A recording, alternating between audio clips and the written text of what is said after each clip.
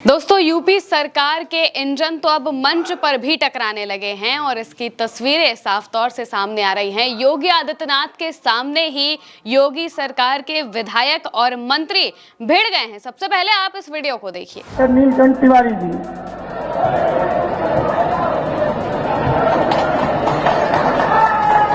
तो दोस्तों, ये वीडियो बनारस से सामने आया है, जहां के उत्तर और दक्षिण के विधायक आपस में तलखी देते हुए दिखाई दिए। हाव भाव से आप समझ सकते हैं कि आखिर चल क्या रहा है।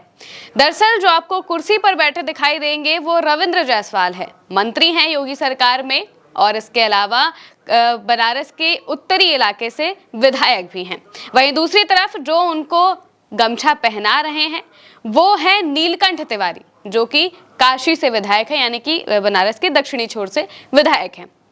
अब जैसे ही जो नीलकंठ तिवारी है वो गमछा पहनाते हैं, काफी तेवर के साथ पहनाते हैं। जिस तेवर के साथ वो रविंद्र जायसवाल को गमछा पहनाते हैं, उसी तेवर के साथ रविंद्र जायसवाल भी वापस उन्हें गमछा पहना देते हैं। अब जैसे ये वीडियो सामने आता है तो इसमें आपको दिखाई देगा कि मंच पर योगी आदित्यनाथ भी बैठे हुए हैं और वो तिरछी नजरों से इस पूरे मामले को देख रहे हैं। अब समाजवादी पार्टी या बाकी नेता लगातार इस बात को कहते रहते हैं कि मौजूदा सरकार के इंजन आपस में टकराया करते हैं, और अब तो ये नजारा खुद योगी आदित्यनाथ ने अपनी आंखों के सामने देख लिया है। ये वीडियो सिर्फ एक वीडियो नहीं है, बल्कि ये बहुत कुछ बता रहा है। ये मामला कहाँ का है और क्या कुछ चल रहा था, ये सबसे पहले हम आपको बता देते हैं।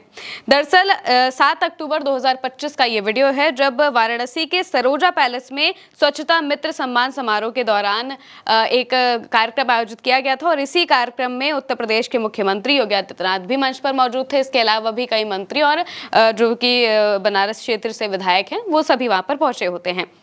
मंत्रियों में एक मंत्री जिनका नाम रविंद्र जायसवाल है, वो भी वहां पर मौजूद होते हैं, और जिस तरीके से रविंद्र जायसवाल और नीलकंठ तिवारी के बीच तलखी दिखाई देती है, जिससे हाव भाव और तेवर के साथ वो दोनों एक दूसरे से, ऐसा लग रहा था कि बस एक औपचारिकता पूरी करनी है और वो किसी भी तरीके से कर दी जाए, बस यही चल जाएगा। अगर बस चलता नीलकंठ तिवारी का तो वो उनको गमछा पहनाते ही नहीं, लेकिन प्रोटोकॉल है, वो भी बैठे हुए हैं साथ में, तो पहनाना जरूरी भी है, लेकिन जिस तरीके से वो पहनाते हैं उस पर काफी सवाल उठते हैं। वहीं दूसरी तरफ वापस से रविंद्र जायसवाल ने भी उसी तलखी, उसी तेवर के साथ उन्हें वापस से वो गमछा पहनाया, जो कि जैसे को तैसा वाली कहावत की तरह लग रहा है। अब मंच पर कौन कौन मौजूद था, ये भी जानना बहुत ज्यादा जरूरी है। दरअसल इस कार्यक्रम में मंच पर सीएम योगी, मंत्री रविंद्र जायसवाल, मंत्री दयाशंकर मिश्रा, विधायक डॉक्टर नीलकंठ तिवारी और महापौर अशोक तिवारी सहित कई लोग मौजूद थे। ये सभी लोग वहां पर मौजूद होते हैं, और इसके बाद ये वीडियो सामने आता है जिसमें मुख्यमंत्री भी आपको बैठे हुए दिखाई देंगे,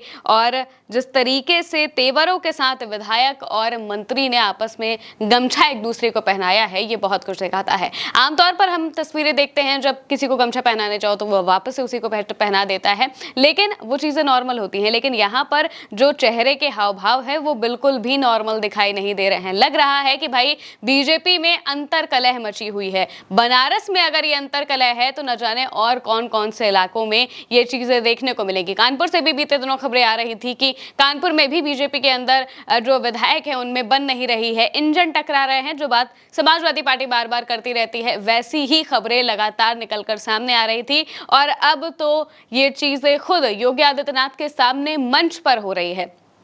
अब जब ये चीजें मंच तक पहुंच जाती हैं तो जाहिर सी बात है कि ये जनता की नजरों से छुपी नहीं रहेंगी, और जनता की नजरों से नहीं छुपी रहेंगी तो 2027 का विधानसभा चुनाव बस आने ही वाला है, और इससे पहले पंचायत का चुनाव है, जो दोनों ही बीजेपी के लिए बहुत ज्यादा जरूरी हैं। लेकिन जिस तरीके से ये चीजें देखने को मिल रही हैं, उससे तो यही लग रहा है कि भाई बीजेपी में बहुत भयंकर तरीके से असंतोष उत्तर प्रदेश में फैलने लगा है। लगातार योगी आदित्यनाथ के खिलाफ जो बयानबाजियां हो रही हैं, इससे लग रहा है कि बीजेपी में बहुत बुरी तरीके से कलह मच रही है, और अगर इस पर ध्यान नहीं दिया गया, अगर बिहार में ही बीजेपी का जो शीर्ष नेतृत्व है वो फंसा रहा, तो उत्तर प्रदेश भी उनके हाथ से निकल जाएगा। अब देखना होगा कि आखिर होता क्या है। फिलहाल के लिए मेरे साथ इस खबर में इतना ही। आप देखते रहिए भारत एक सोच।